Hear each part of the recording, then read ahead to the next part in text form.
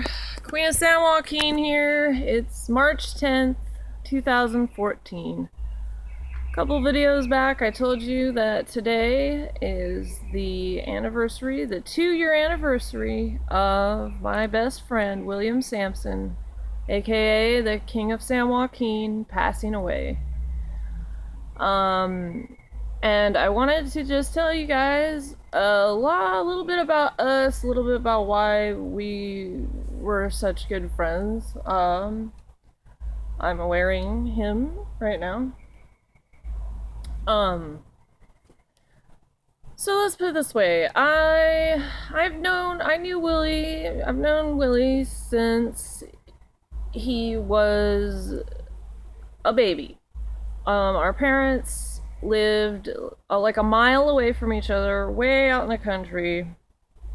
So it all started off, Willy's a baby. Duh. We're about a month apart in age, and Willy's mother was 15 years old when she had him. She couldn't take care of him, didn't know how to breastfeed, didn't know how to take care of a child.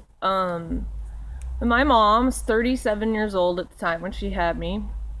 So, my mom offered Willy's grandma, because that's who took him when he was born, breast milk, because she knew that it would be good for, him as a baby instead of just goat's milk, which is what they were giving him. And, so that's basically how our family's relationship and our relationship got started, is my mom would give her breast milk to feed him because he needed it. So we fed off the same breast milk as babies. Later on, we knew each other before we went to school, but we went to the same school, all the way up until 7th grade, had all the same friends. It's funny, he was my first kiss. When we were in kindergarten, he came up to me and he kissed me and told me that I was gonna be his girlfriend. And from then on, we were best friends. And since we lived so close together, we would ride our bikes to each other's houses all the time. There was this one time when we were 5, we forged a letter to the bus driver. I don't even know how it worked. For me to get dropped off at his house. And, that's our mischievousness began there, duping the parents and everything. But, no, Willy never wanted to be at his house anyway, because he was severely abused by his grandma. Beaten, tied to chairs to finish his food. Just beatings, really. He never wanted to be home, so he was always with me, always at my house. We always played every single day if we could. Every single day. Up until we were about 13, 14 years old. 7th grade, Willy moved away. He moved up to Ruth, California, which is way the fuck up there, kind of by Redding and the border of Oregon. And he went to 8th grade at high school up there. I went and visited him a few times while he was there.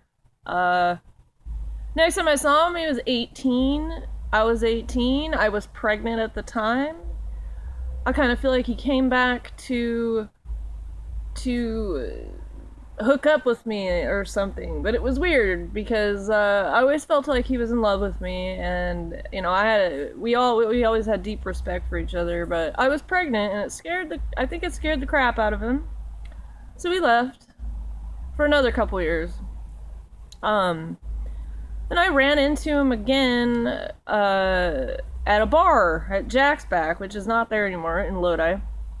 And he looked awful. And I remember him asking me, "Are you Sue Dean?" And I was like, "Shut up, motherfucker.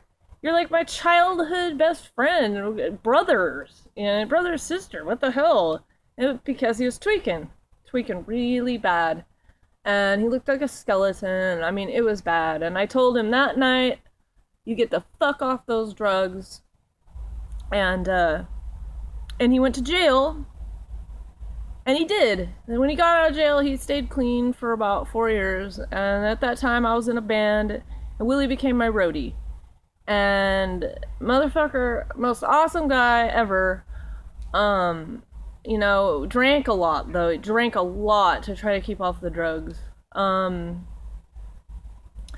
And you know, I think in some ways him drinking was better, but he had this girlfriend that I didn't like because she was a bitch.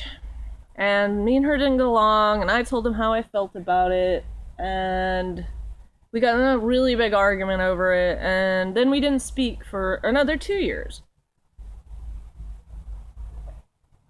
It's kind of like an off and on thing with he and I about that, but anyway, when my grandma got really, really sick, and she was dying, I came to Willie to ask him for help, you know, to help clean out my place and help get it ready for my grandma to come home so we could care for her. And, you know, he helped me, but he was on drugs again. He was on meth again.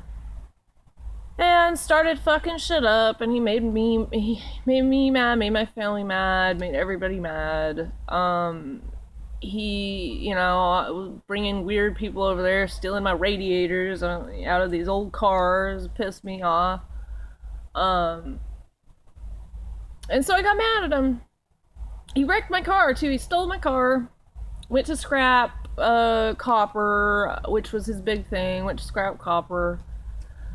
He stole my car. He wrecked it. I'm surprised he didn't die when he wrecked it. He did not have a scratch on him. Totaled my car. Then he gave me my dog Annie, my pit bull, and a frozen turkey. I always laugh about that because that's how he repaid me.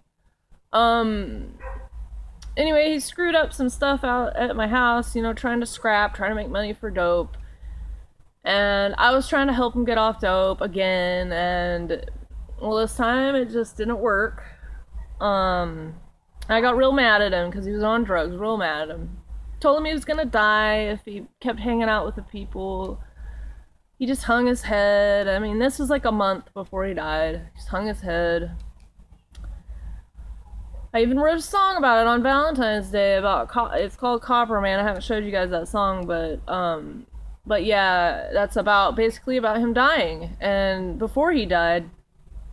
And the last time I saw him alive was on March 8th, 2012. And I blew him off. I was rude to him. I left. I had to go do some work. I left. I blew him off. He called me the night before he died, and I blew him off again. I didn't answer his call. I was really upset with him for being on drugs. But he told me that he was selling his trampoline and his bunk bed, and those were two things that we really, you know, had, like, when we were children. And he told me he was selling them, and he told me also that he was going to Stockton and he wasn't coming back for a long, long time. And anyway, the next day, after he told me he was going there, the next day, I get a call from his aunt, and I knew he died, and not exactly sure. I had a dream that I was in a hospital with someone who said, you know, I love you, but I have to move on, and propose to this other woman in the hospital. It was very strange. It looked like him, but not really, in the dream. And this was the night he died, and I remember I didn't drink, and I decided I was going to go to bed at 10 o'clock at night, which is really unusual for the schedule I had been on. And that's around the time that they say he died, was 10 o'clock, March 10th, 2012. He died from being electrocuted to death. He went to 1950 Fremont Street in Stockton, which is the PG&E building, and with some people that will never know who the fuck they were. And he was electrocuted to death and then left there to die. I'll take you to the place sometime. It's really sad. It's behind a fence. Nobody would have seen him anyway. I still don't know why they didn't call the police or anything. I mean, I know they were tweaking and stuff, but they could have at least called the fucking police. So I have deep, deep regrets about his death. But a week after he died, I had a dream that he floated into my window and laid next to me and told me he was really, really sorry. And that he had to leave now, and he left. And he had to leave, or he had to leave, and he was gonna leave, and he touched my shoulder, and I woke up in a cold sweat, and it was so weird. But what I want to say really is that today I was expecting to feel like horrible, just absolutely horrible, and sit around crying all day and feeling sorry for myself. And instead, this very amazing person that I know, and my family, but this very, very amazing person that I know and love, I'm in love with,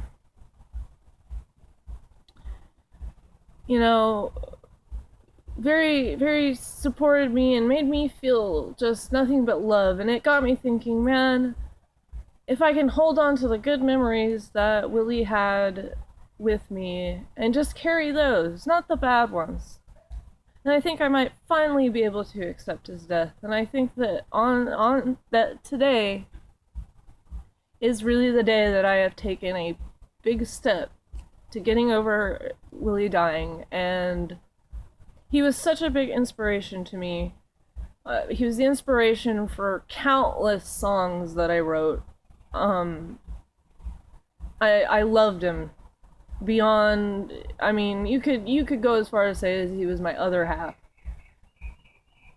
That in different circumstances, he and I would have grown up together, married, had children. I mean, we were so close, had so much respect for each other, that he specifically said, I don't want you to be upset when I die. I want you to throw a big damn party. So right now I'm drinking some wine, and I'm about to have a very nice dinner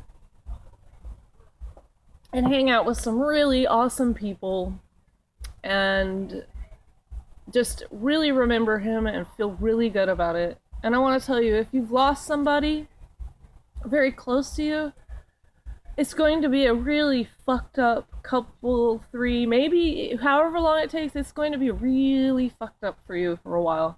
You are not going to accept it for years. You'll think you've accepted it, and then it'll pop right back up. And it's one of the most difficult things to deal with when you lose somebody that you feel such strong love for. But it is possible, and just keep going with the good thoughts about them, your best memories, and you will eventually take that step to healing yourself and getting over what has happened. And just know that they do forgive you. They do, because they're dead. And in spirit, I don't, there's no bullshit. There's not bullshit. It's all, it all goes back to where it came from. And you're left with the sorrow, and you're left with the emotions and the memories and everything.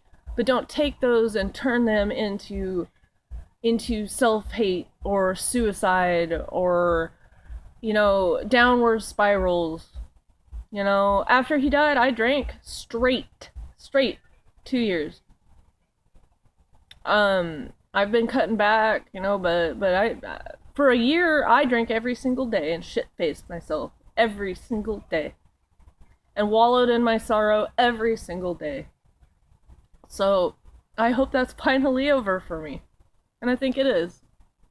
And I just wanted to say that. So if you've lost someone, keep them in your heart. And don't be afraid. Don't be afraid to let it go and live your own life. Queen of San Joaquin signing out.